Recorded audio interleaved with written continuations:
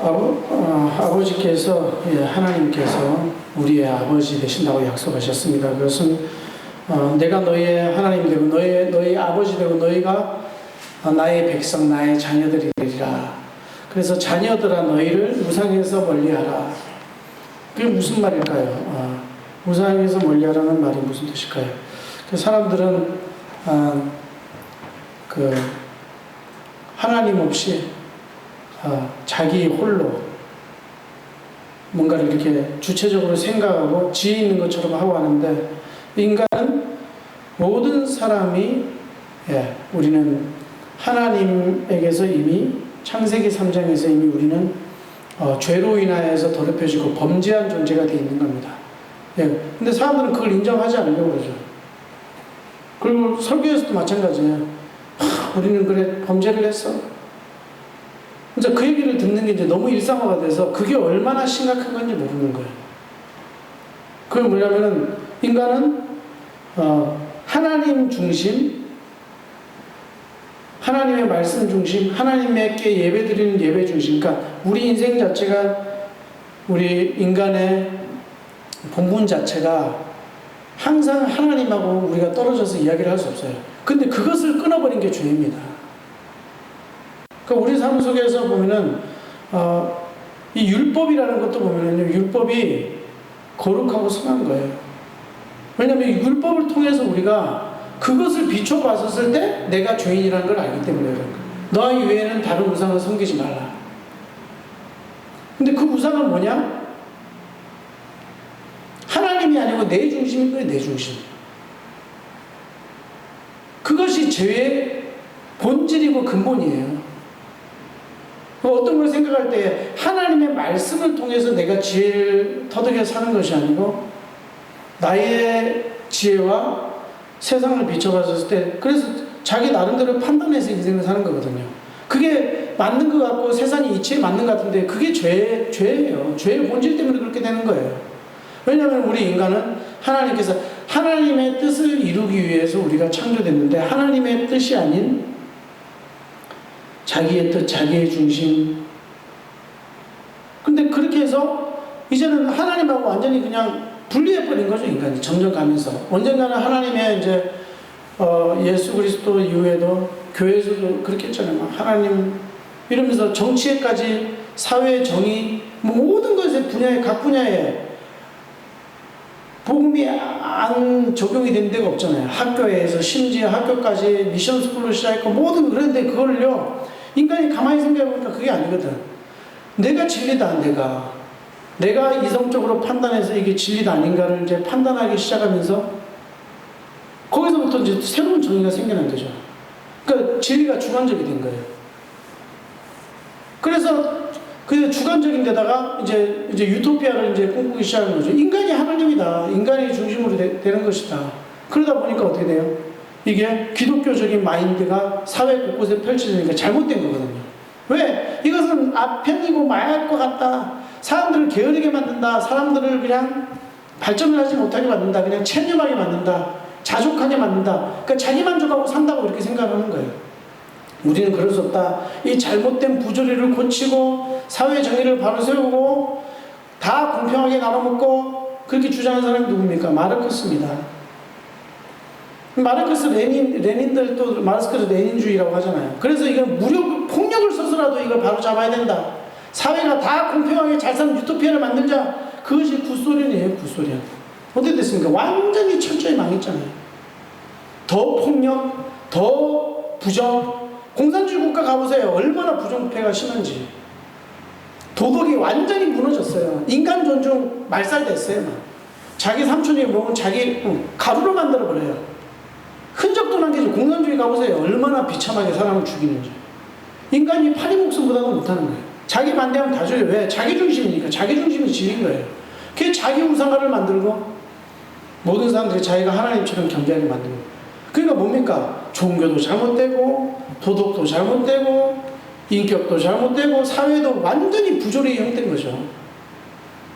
왜 그런지 압니까? 하나님 없이 인간은 하나님의 형상대로 창조를 받았는데 죄의 형상대. 근데 거기서 죄를 범죄한 것까지는 좋단 말이에요. 그런데도 그리스도를 거부하고 하나님의 은혜를 거부하고 하나님의 말씀을 거부하는 그런 나라가 어떻게 되는지 보십시오. 철저하게 망하는 겁니다. 하나님 없는 가정, 예수 그리스도 믿지 않는 가정 잘 되는 것 같지만요, 영원한 심판에 놓인 겁니다. 안전한 것 같죠?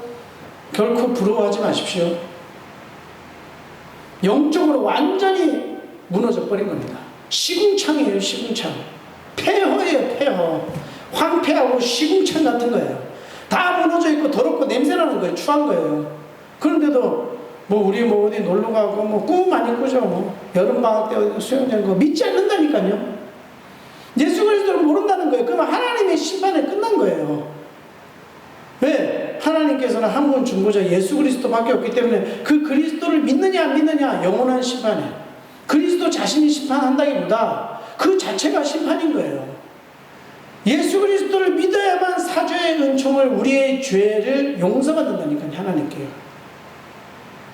그래서 성도라고 그러잖아요. 그리스도를 믿는 자들은 그리스도의 피로 깨끗하게 그 사람이 하나님께서 씻어주셨기 때문에 의롭고 거룩한 자라고 그러는 거예요. 그래서 성도, 칭의 그러잖아요. 너희는 의롭다. 다시는 죄인이라고 하지 마라. 너희는 의롭다.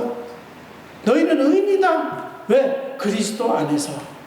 그게 교회인 거예요. 교회가 잘못되고 추하고 더럽고 그것이 있어도 말씀만 바로 세워져 있으면요, 그 교회는요, 하나님께서 영원히 안전을 보장하는 곳이 교회란 말이에요.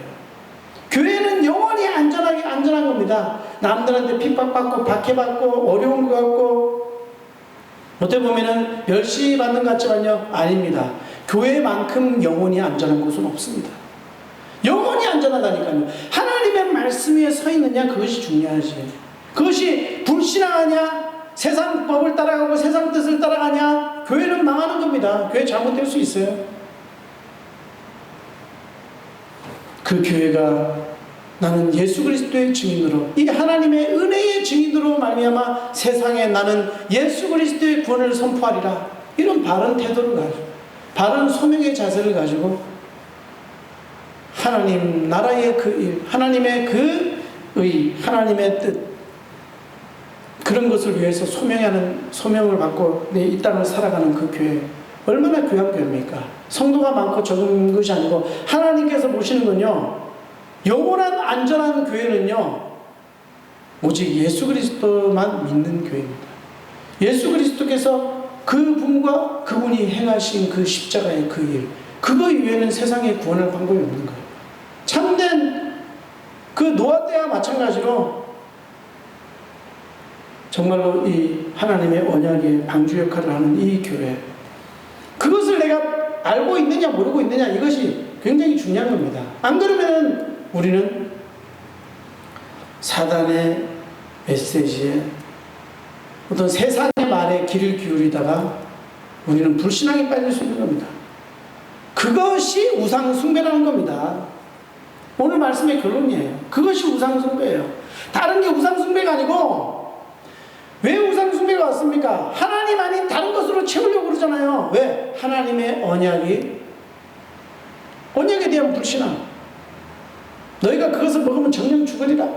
하나님의 언약을 깨트리지 말라고 한 그것을 어떻게 됩니까? 인간 본인, 하나님 중심, 내 중심으로 살자, 이러면서 어떻게 됩니까? 하나님의 말씀을 거부했던 겁니다. 하나님의 말씀을 믿지 못하고 누구의 말을 믿습니까? 세상의 말에, 사단의 말에 꾀임에 딱 넘어가서 눈이 밝아져서 그런 것처럼 딱 보이는 거. 야, 내가 이 정도면 하나님처럼 살 수 있겠다. 내가 이 정도 돈을 벌면 하나님처럼 존귀함을 받고 살 수 있겠다. 시궁창입니다. 얼마나 더러운 건지 원하니까. 또 잘못하면 율법을 통해서 오히려 자기가 의롭다고 함을 받으려고 합니다. 내가 율법을 통해서 내가 율법을 얼마나 잘 지키느냐, 더럽고 가증한 것입니다. 왜? 율법을 지킨 자는 그리스도 한 분밖에 없어요. 율법에 대해서 합한 자는 예수 그리스도 한 분밖에 없단 말입니다. 인간은요, 다 폐기한 거예요. 그래서 율법의 완성하신, 율법의 그 의를 이루신, 십자가에서 완전히 이루신 율법에 흠이 없는 자, 그분의 희생을 통해서, 그분의 죽으심을 통해서 하나님께서는 많은 사람들을 의롭게 하시겠다고 약속하셨어요. 그 피를 인하여, 그 공로를, 그리스도의 하나님 한 분의 공로를 믿는 자들을 하나님께서 영원한 생명을 주시고 하나님의 자녀가 되는 그 권세를 주시겠다고 확언하셨습니다. 그러면 교회가 가지고 있는 권세는 어마어마한 겁니다. 교회가 가지고 있는 권세는 세상이 이길 수 없는 권세예요. 어떤 마귀도 틈탈 수 없는 그런 엄청난 그 교회에다가 그 열쇠를 주셨고 권세를 주신 겁니다. 우리가 바로 그러한 존재들입니다. 우리는 자신을 우상에서 멀리하라. 그 말씀이 무슨 말씀입니까? 우리의 믿음에 대한 확신을 가지고 하나님의 약속에 대한 확신을 갖는 겁니다. 아브라함이 하나님의 약속을 믿지 못하고 계속해서 의심했다고 생각해 보십시오. 하나님을 망령되이 끊는 거예요.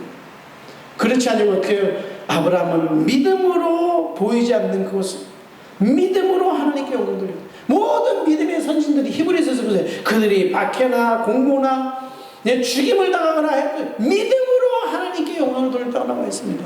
우리는 우리가 가진 그 믿음, 예수 그리스도를 믿는 그 믿음으로만이 하나님께 영광 돌리는 거예요. 그것이 바로 우상숭배 안 하는 겁니다. 뭐 해가지고 하나님보다 내가 이게 좋더라 이런 게 우상숭배가 아니에요. 우리가 하나님의 언약을 믿는 교회라면 그 누구도 우리가 가진 영원한 안전함을 공격할 수 없어요. 우리는 영원히 안전한 존재입니다. 영원히 하나님의 그 주신 사명을 마칠 때까지 우리를 대적할 자가 없는 겁니다. 모든 대적들은 주님께서 알아서 처리하신 겁니다.